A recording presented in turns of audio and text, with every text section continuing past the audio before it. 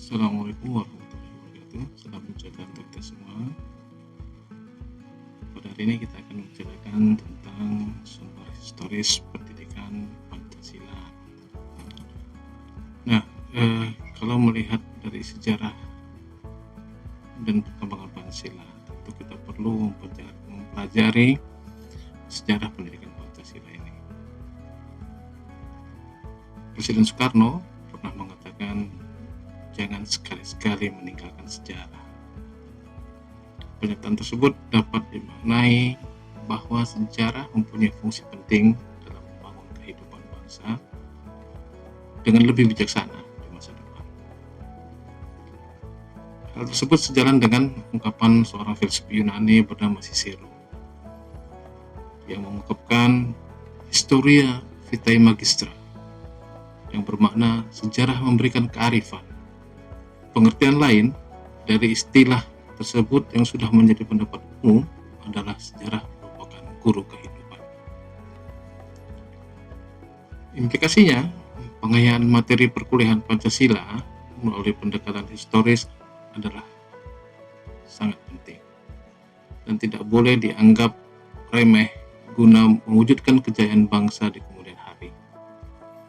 Melalui pendekatan ini, mahasiswa diharapkan dapat mengambil pelajaran atau hikmah dari berbagai peristiwa sejarah, baik sejarah nasional maupun sejarah bangsa-bangsa lain dengan pendekatan historis. Anda diharapkan akan memperoleh inspirasi untuk berpartisipasi dalam pembangunan bangsa sesuai dengan program studi masing-masing. Selain itu, Anda juga dapat berperan serta aktif dan arif dalam berbagai kehidupan bangsa dan bernegara, serta dapat berusaha menghindari perilaku yang bernuansa mengulangi kembali kesalahan sejarah. Dalam peristiwa sejarah nasional, banyak hikmah yang dapat dipetik.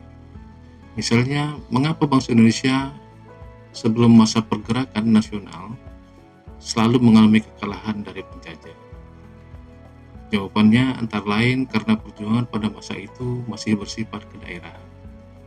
Kurang adanya persatuan, mudah dipecah belah, dan kalah dalam penguasaan iptek, termasuk dalam bidang persenjataan. Hal ini berarti bahwa integrasi bangsa lemah dan penguasaan iptek yang lemah, maka bangsa Indonesia dapat kembali terjajah, atau tidak-tidaknya daya saing bangsa melemah.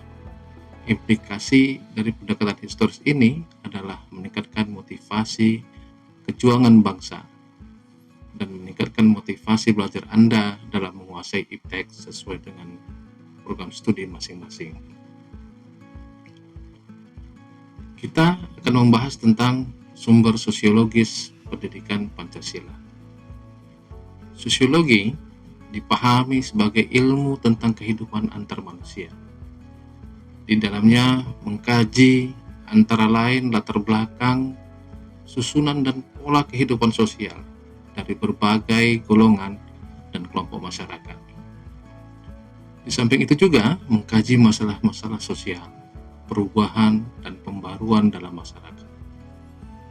Dalam Surjono Sukamto tahun 1982. Surjono Sukamto menegaskan bahwa dalam perspektif sosiologi, suatu masyarakat pada suatu waktu dan tempat memiliki nilai-nilai tertentu. Melalui pendekatan sosiologis ini pula, Anda diharapkan dapat mengkaji struktur sosial, proses sosial, termasuk perubahan-perubahan sosial dan masalah-masalah sosial yang patut disikapi secara arif dengan menggunakan standar nilai-nilai yang mengacu kepada nilai Pancasila.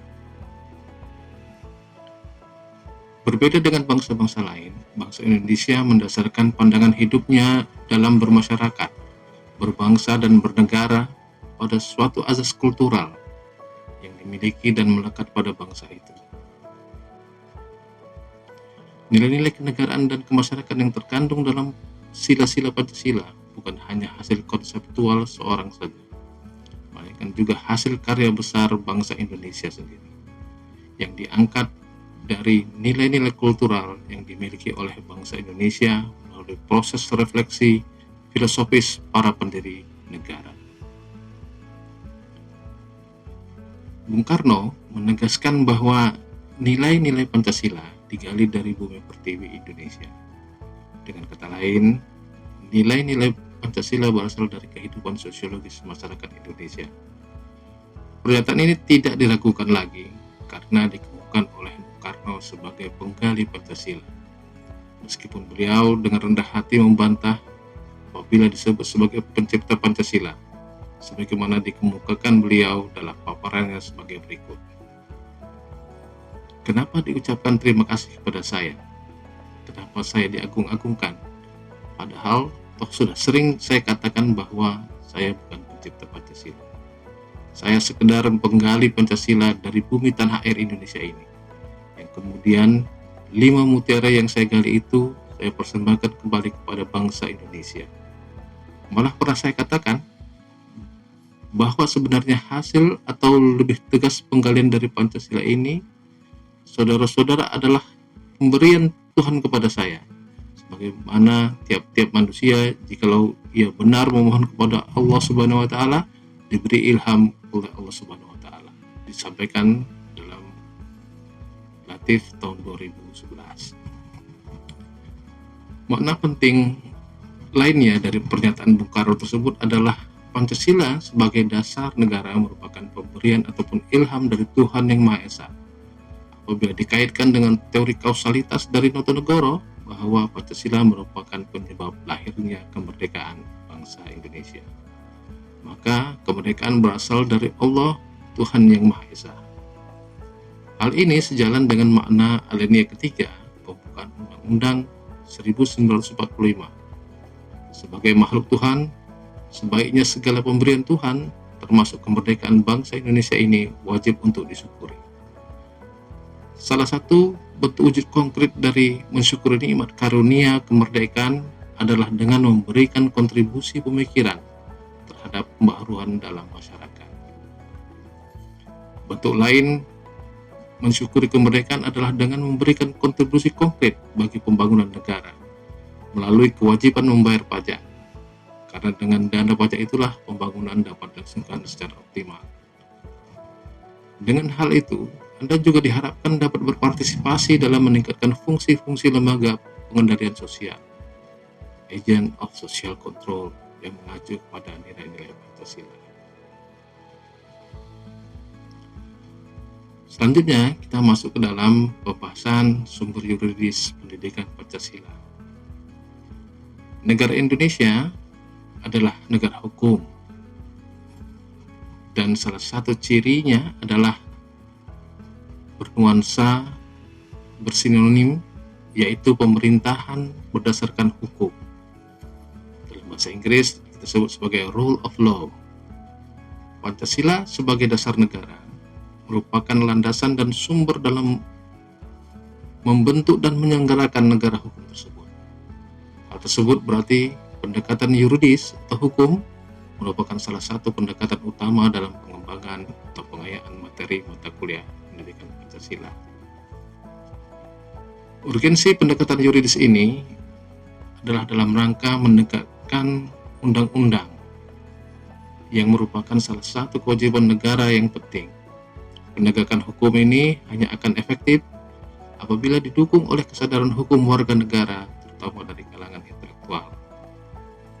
Dengan demikian, pada gilirannya, melalui pendekatan yuridis tersebut, mahasiswa dapat berperan dalam mewujudkan negara hukum formal dan sekaligus negara hukum material, sehingga dapat diwujudkan keteraturan sosial atau social order, dan sekaligus terbangun dalam suatu kondisi terwujudnya peningkatan kesejahteraan rakyat, sebagaimana yang dicita-citakan oleh para pendiri bangsa. Kesadaran hukum tidak semata-mata mencakup hukum perdata dan pidana, tapi juga hukum tata negara. Ketiganya membutuhkan sosialisasi yang seimbang di seluruh kalangan masyarakat, sehingga setiap masyarakat, warga negara mengetahui hak dan kewajibannya. Selama ini, sebagian masyarakat masih banyak menuntut haknya, namun melalaikan kewajibannya. Keseimbangan antara hak dan kewajiban akan melahirkan kehidupan yang harmonis, sebagai bentuk tujuan negara mencapai masyarakat adil dan makmur.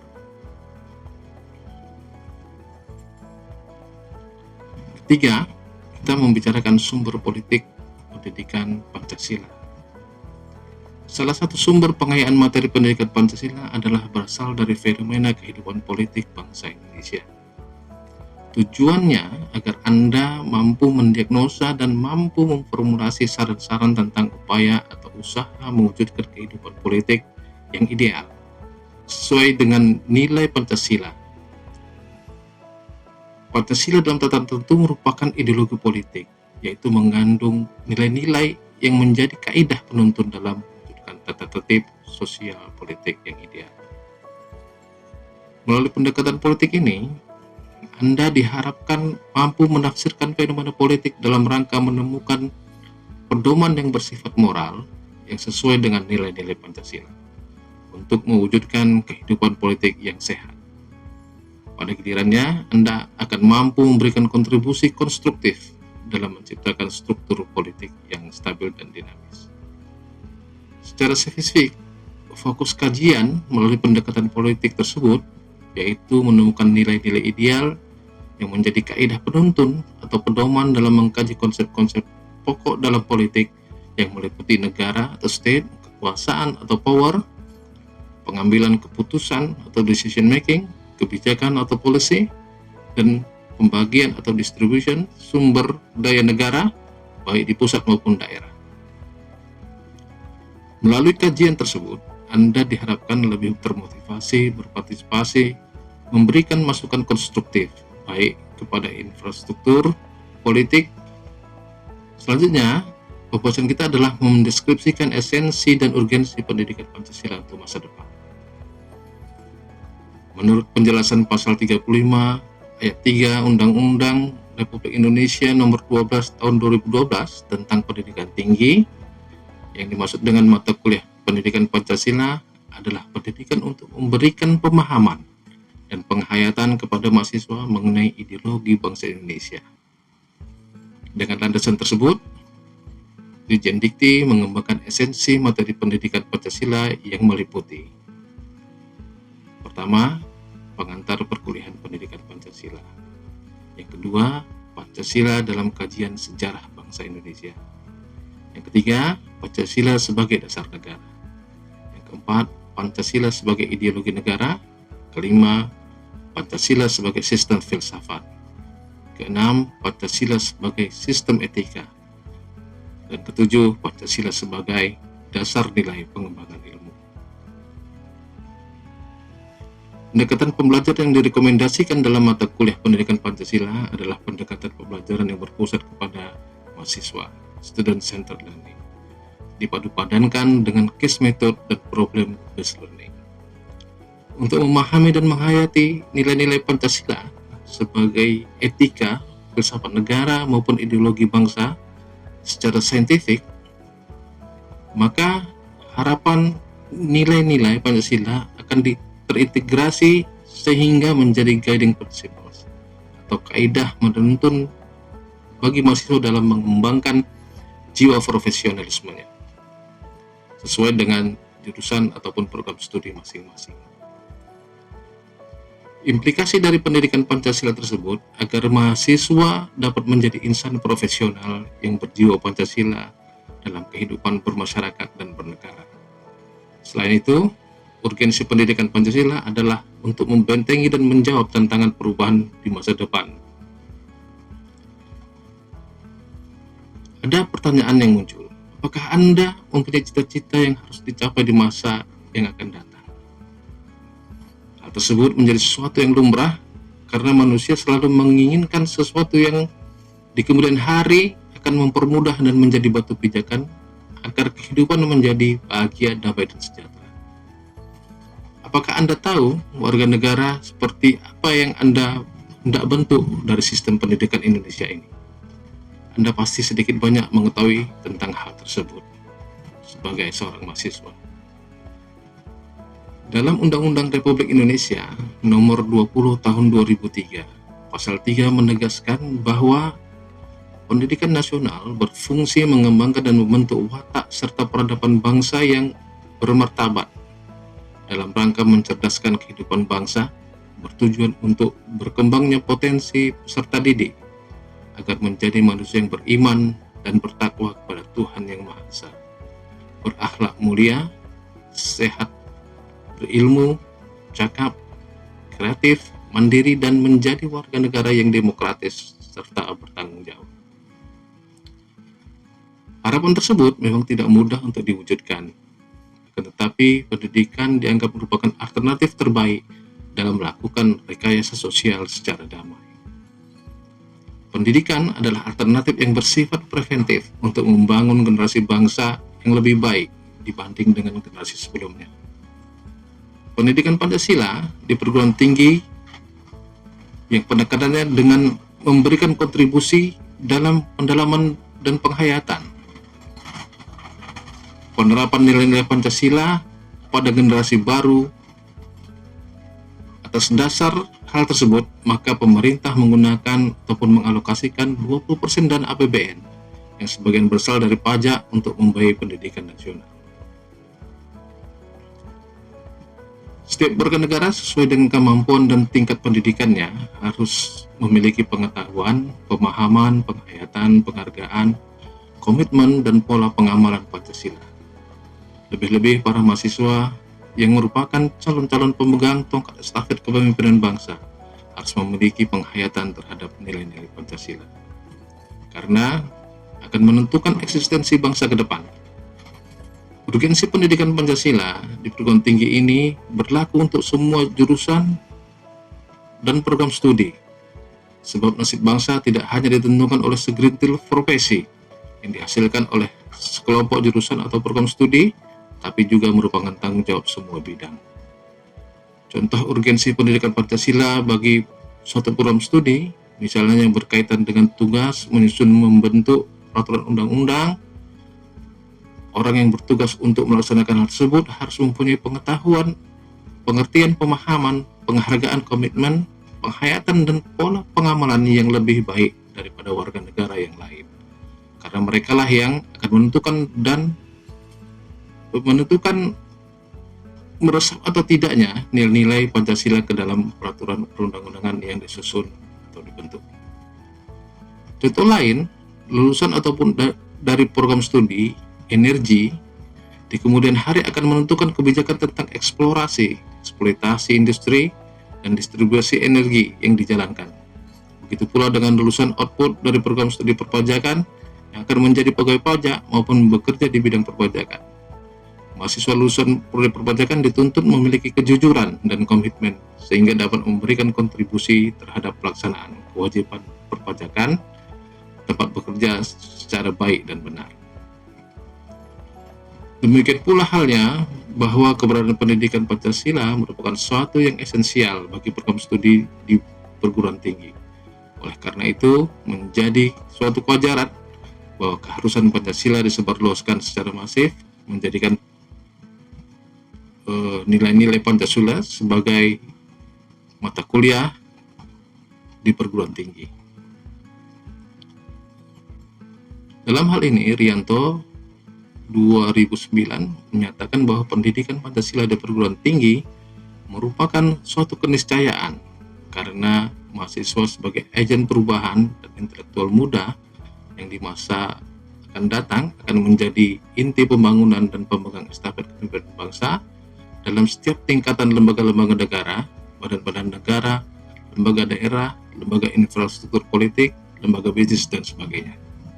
Dengan demikian, pemahaman nilai Pancasila di kalangan mahasiswa amat penting, tanpa membedakan pilihan profesi di masa yang akan datang, baik yang akan berprofesi sebagai pengusaha atau entrepreneur, pegawai pemerintah dan pegawai swasta, dan sebagainya. Semua lapisan masyarakat memiliki peran amat menentukan terhadap eksistensi dan kejayaan di masa depan. Demikianlah materi kita pada kali ini sebagai bahan pembuka diskusi dengan melihat bagaimana pentingnya nilai Pancasila ditanamkan pada mahasiswa dari seluruh program studi. Semoga ini bisa menjadi bahan diskusi kita dalam meresapi nilai-nilai Pancasila. Terima kasih. Assalamualaikum warahmatullahi wabarakatuh. Salam sejahtera untuk kita semua.